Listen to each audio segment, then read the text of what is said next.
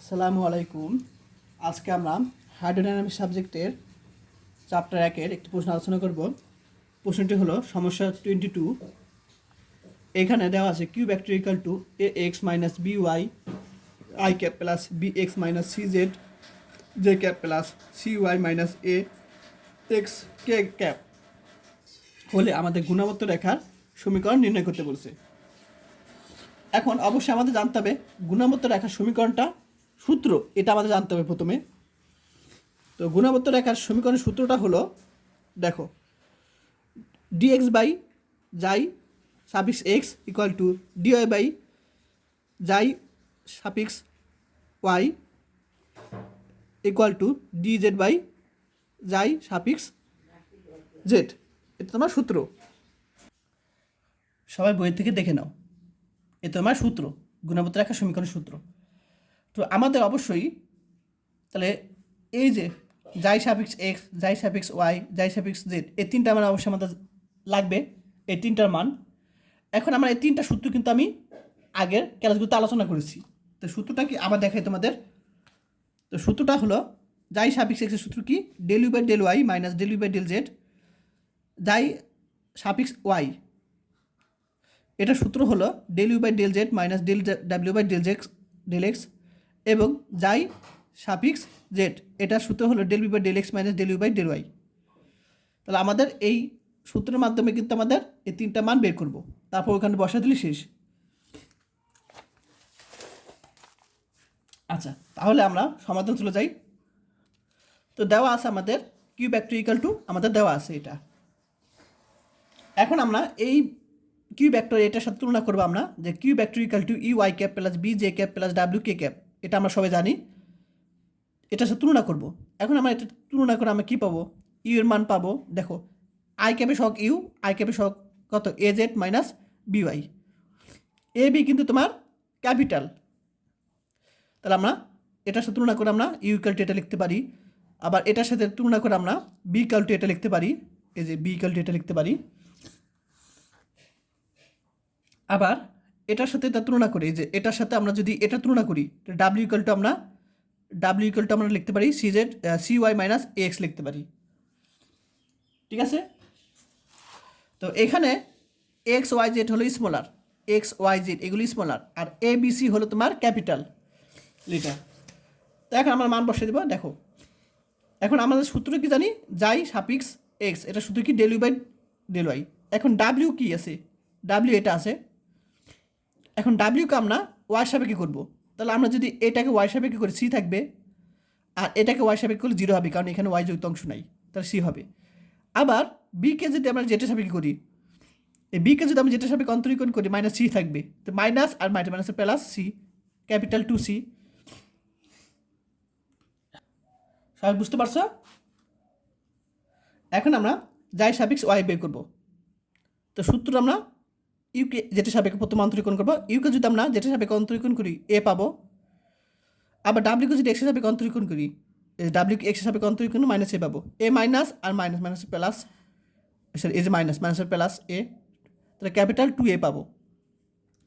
আবার যাই suffix Z, এটা সূত্র কি, বিকে প্রথমে আমরা এক্সের সাপেক্ষে অন্তরীকরণ করবো, তো বিকে যদি এক্সের সাপেক্ষে অন্তরীকরণ করি বি পাবো, এই যে বি। আবার ইউকে যদি ওয়াই সাপেক্ষে অন্তরীকরণ করি, ইউকে যদি ওয়াই সাপেক্ষে অন্তরীকরণ করি মাইনাস বি পাবো, তো মাইনাস আর এখানে মাইনাসের প্লাস বি, তাহলে টু বি পাবো এখানে আমরা। এখন আমরা যে এই তিনটা যে মান পেয়েছি সেগুলো আমরা এখানে বসিয়ে দিব, আমরা এখানে মান বসিয়ে দিব আমরা। তার প্রত্যেকটা জায়গাতে টু। আচ্ছা দেখো, এখানে প্রথম অনুপাত দ্বিতীয় অনুপাত তৃতীয় অনুপাত, তাহলে প্রথম দুটো অনুপাত নিয়ে কাজ করি। তো প্রথম দুটো অনুপাত নিয়ে কাজ করে দেখো, এখানে আমরা লিখতে পারি dx by two C equal to dy by two A লিখতে পারি। এখন এখানটা টু বাদ দিলাম, এটা ক্যাপিটাল সি, কিন্তু ক্যাপিটাল সি, তাহলে আমরা এখানে সি বাই এ থাকবে, তাই না, সি বাই এ। এখন আমরা কোনাকুনি গুণ করবো, এভাবে গুণ করবো আমরা। তারপর আমরা এটা এই পাশে নিয়ে আসবো, তো সি ক্যাপিটাল সি, এটা এবার নিয়ে আসলাম। আচ্ছা, তাহলে আমরা যদি এটা এই পাশে নিয়ে যাই, এখানে একটা লাইন হবে, সেই লাইনটা এটার পরে এই লাইনটা আমি লিখবো সবাই পরীক্ষার সময়।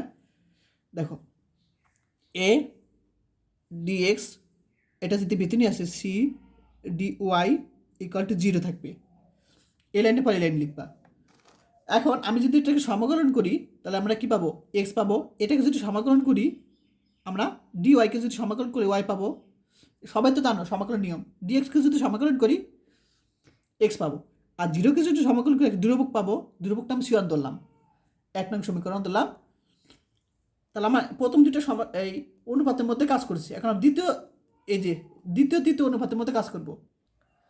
তো এখানে আছে dy by 2a equal to dz by 2b, 2 আমরা বাদ দিব, তা dy বাই a থাকবে equal to dz by b থাকবে। এখন আমরা এইভাবে কোনাকুনি গুণ করব। এখন আমরা এটাই পাশে নিয়ে যাব, এই লাইনের পর তোমরা এখানে লিখবা। তাহলে আমরা b dy,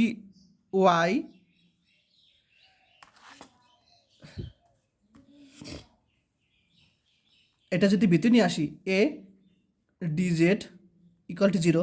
এখন এটাকে সমাকলন করলে কী পাবো, ওয়াই পাবো। এটাকে সমাকলন করলে আমরা জেড পাবো, আর এখানে সমাকলন করলে সি টু দুটো পাবো। তো 1 আর 2 এর মাধ্যমে আমরা কী পাবো, গুণাবত্ত রেখা পাবো। তাহলে 1 ও 2 কী করবো, সমীকরণ 1 আর 2 গুণাবত্ত রেখা গঠন করে। ঠিক আছে, তোমরা যারা বই থেকে দেখতে চাও তারা দেখে নাও, একটু অ্যান্সারটা দেখে নাও যারা বই কিনে নেই। ঠিক আছে, এখন আমরা 23 নম্বর প্রশ্নটা সলিউশন করবো একই রকম।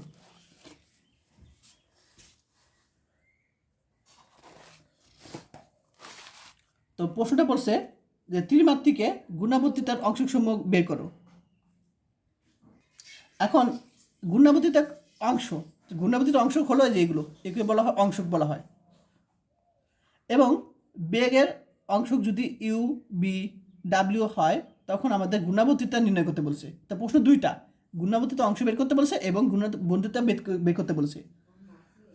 তো অংশগুলো হলো এগুলো, এবং গুণাবর্তিতার সূত্র হলো তোমার ভেক্টর হবে, এটা যাই ভেক্টর ইকুয়াল টু যাই suffix X I cap plus যাই suffix Y J cap plus যাই সাফিক্স জেড কে ক্যাপ, এটা সূত্র। তো অবশ্যই আমাদের অংশগুলো লাগবে, তো অংশগুলো বের করবো এখানে। তো আমাদের দেওয়া আছে U equal to X plus Y, B equal to minus X plus Y দেওয়া আছে, এবং গুণাবর্তিত অংশক সমূহ তাহলে কী হবে, দেখো এখানে ডাব্লিউ মান নাই, তো ডাব্লিউ 0 তো মনে করবো। ঠিক আছে, এখন দেখো ডাব্লিউ তো মান নাই এখানে, প্রশ্নে কিন্তু নাই, তাহলে অবশ্যই ডাব্লিউ মান 0, তো 0কে অন্তর্গত করলে 0 হবে। বিকে যেটা সাপেক্ষে করবো, বি কই, যে এখানে দেখো এখানে কোনো যেটা অংশ নাই, অর্থাৎ এটাকে অন্তরীকরণ করলে 0 হবে, 0 মানে 0 অর্থাৎ 0। আবার ইউকে যেটা সাপেক্ষে করবো, এখন এখানে যেটা অংশ নাই তাহলে এটাকে অন্তরীকরণ 0, ডাব্লিউ তো নাই, তো ডাব্লিউ মান 0, 0কে অন্তরীকরণ 0। আবার বিকে এক্স সাপেক্ষে করবো, এখন বিকে যদি এক্স সাপেক্ষে করি -1 পাবো। আবার ইউকে যদি আমরা ওয়াই সাপেক্ষে করি তাহলে আমরা 1 পাবো, আর এর মাইনাস, তাহলে আমরা -2 পাবো। তো আমরা 3টা অংশ বের হয়ে গেছে, এগুলো বলা হয় গুণাবর্তিত অংশসমূহ। এখন আমরা গুণাবর্তিতা বের করব। তো গুণাবর্তিতার সূত্র এটা মান কি 0, এটা মান 0, এবং এটা মান কি -2 প্লাস মাইনাস -2, এটা তোমার নির্ণয় গুণাবর্তিতা। যারা বই থেকে দেখতে চাও অ্যান্সারটা দেখে নাও। ঠিক আছে, এটাই তোমার অ্যান্সার।